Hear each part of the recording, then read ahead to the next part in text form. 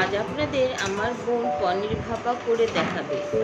তবে যা তা পনির ভাপা নয়, এটা হলো গন্ধরাজি পনির ভাপা। এই রান্নাটা আমরা শিখেছি আমার মায়ের কাছ থেকে। আমার মা শিখেছে মার শাশুড়ি মার কাছ থেকে, মানে দিদি শাশুড়ির কাছ থেকে, শাশুড়ির কাছ থেকে। পনির ভাপাটা দিয়ে এক থালা ভাত আপনারা খেয়ে নেবেন। এই গন্ধরাজ পনির ভাপার রান্নাটা এত সুন্দর আপনাদের কি বলবো। এই রান্নাটা আমার বোন ভয়েস ওভার দিচ্ছে, ও করেছে রান্নাটা, দেখুন। আমি ভিডিও করেছি। পনির ভাপা করার জন্য পনিরটাকে প্রথমে একটু হালকা করে ভেজে নিচ্ছি।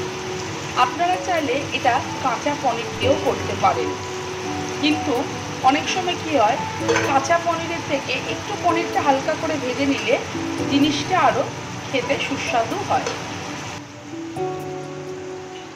পনিরগুলো আমি আস্তে আস্তে উল্টে দিচ্ছি, দিলেই আপনারা বুঝতে পারবেন ঠিক কীরকম ভাজা হবে। দেখতে পাচ্ছেন তো, ঠিক হালকা গোল্ডেন ইয়েলো যেটাকে বলা হয় সেই রকম ভাজা হয়েছে, ঠিক সেই রকমই হালকা ভাজা হবে। এতে কি হবে, কাঁচা গন্ধটাও চলে যাবে, আবার পনিরটা পুরো ভেজে শক্ত হয়েও যাবে না। একদম সিম করে নিয়ে এটা কিন্তু তেলটাকে খুব ভালো করে গরম করে নেবেন, নিয়ে তারপরে সিম করে এটাকে ভাজবেন। পনিরটা আমার ভাজা হয়ে গেছে। এবার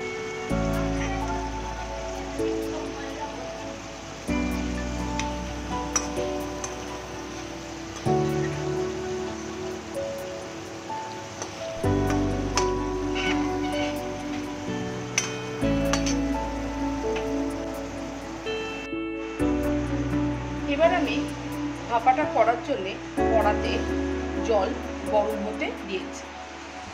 এই সময় আমি জলটা গরম হবে এবং সর্ষেটা, যেটা আদা দিয়ে আমি বেটে রেখেছি, সর্ষের সঙ্গে অল্প একটুখানি পোস্ত দিয়ে বেটে রেখেছি, সেটা এবারে পনিরের সঙ্গে মাখিয়ে নেব।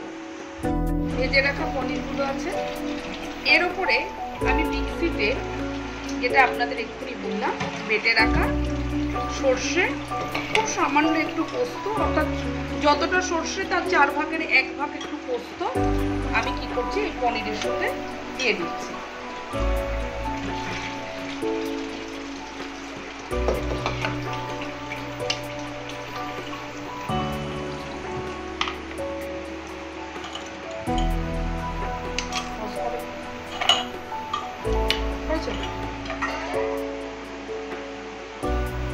এবারে আমি ওই মিক্সিটার মধ্যে ধুয়ে রাখা, মিক্সিটা যেটুকুনি ছিল ওই ধুয়ে রাখা জলটুকু দিয়ে দিলাম।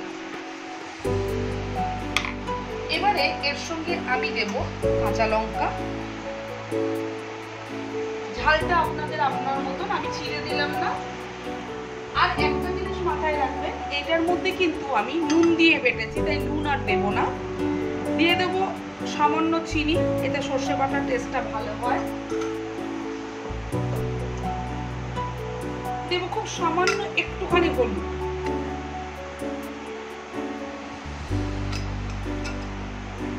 আর দেব বেশ কিছুটা কাঁচা তেল, সর্ষের তেল।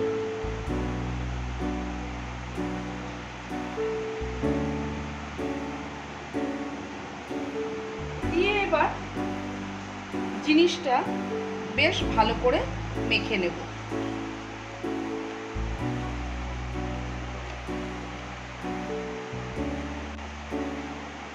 আমি কিন্তু এই ভাপাটাতে যেহেতু একটুখানি রস মানে কি হচ্ছে, একটু সর্ষে বাটার ঝাঁঝটা থাকবে, সর্ষে বাটাটা ঝালটা থাকবে, সেই জন্য আমি এটা একটুখানি আমি জলটা দিয়েছি।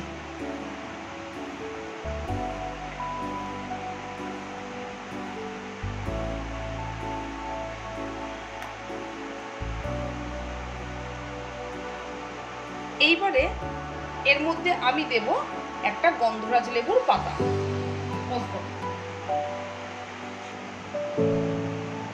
এই যে আমি গন্ধরাজ লেবুর পাতাটা আমি দিয়ে দিচ্ছি।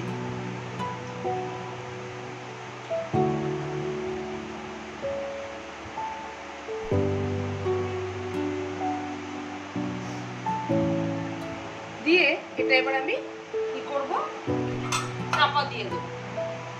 চাপা দিয়ে এখন এটা পাশে বসানো থাকবে, জল ফুটলে আমি এটা জলের মধ্যে বসিয়ে দেব। আপনারা দেখতে পাচ্ছেন জলটা ফুটে গেছে।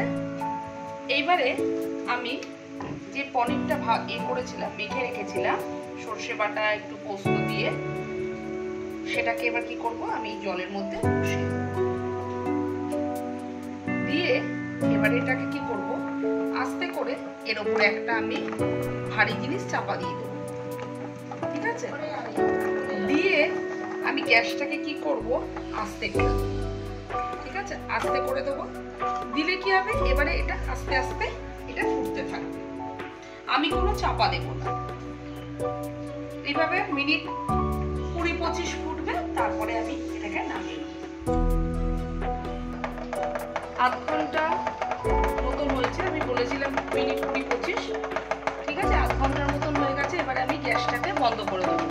গ্যাসটাকে বন্ধ করে দিয়ে আমি কি করব, এটাকে গরম জল থেকে আমি আস্তে করে নামিয়ে নেব। গরম জল থেকে নামিয়ে নেব এবং নামিয়ে আমি এটাকে ঠান্ডা হতে দেব। ঠান্ডা হয়ে গেছে, এবারে আমি এটা, এই দেখুন আপনারা দেখতে পাচ্ছেন, আপনারা শুধু দেখতেই পাচ্ছেন কিন্তু গন্ধটা পাচ্ছেন না, কারণ মুখটা খোলার সঙ্গে সঙ্গে গন্ধরাজ লেবুর পাতা গন্ধটা কিন্তু খুব সুন্দর বেরিয়েছে।